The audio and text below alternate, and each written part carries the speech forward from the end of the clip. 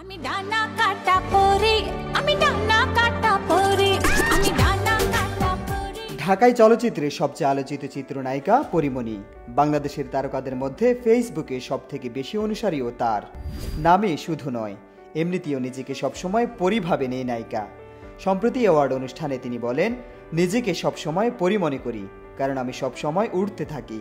আমার দুটো বাচ্চাই আমার ডানা, আমার সমস্ত খুশি ওরা, আর ওদেরও মা ভক্ত হওয়া ছাড়া কোনো উপায় নেই। আমি এরকমই একজন মা। দেখেন, ওরা আমার ডানা, দুটো বাচ্চাই আমার ডানা। তো ওদের কোনো ভালো কাজ হলে আমি আসলে ওই যে বললাম উঠতে থাকি, আমার জীবনে সমস্ত খুশি ওরা। নতুন কাজ প্রসঙ্গে তিনি বলেন, নতুন কাজের জন্য রেডি হচ্ছি। আপনারা যেভাবে রিসিভ করবেন আমার কোনো সমস্যা নেই, আমি সবভাবেই গর্ববোধ করব। অ্যাওয়ার্ড পেয়ে পরী বলেন, আমার কাছে প্রত্যেকটা অ্যাওয়ার্ডই অনেক স্পেশাল, কারণ ভালো কাজের স্বীকৃতি যখন থাকে তখন আমার নিজেকে সত্যি সত্যি পরী মনে হয়। আমি ডানা কাটা পরি, আমি ডানা কাটা পরি, আমি ডানা কাটা পরি। তিনি বলেন, এই অ্যাওয়ার্ডটি আমি বুকিংয়ের জন্য পেয়েছি।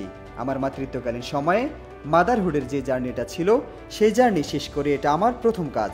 ওই সময় আমি ভাবছিলাম যে কি এমন করা যায় যাতে আমি ক্যামেরার সামনে গিয়ে আমার বাবুকে নিয়ে ঠিকঠাকভাবে থাকতে পারবো, এমনকি পুরো জার্নিটা তুলে ধরতে পারবো।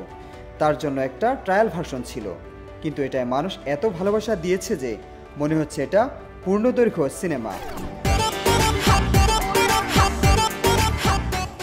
রাশেদ বিল্লাহ, জয় জয় দিন। আমি ডানা কাটা পরি।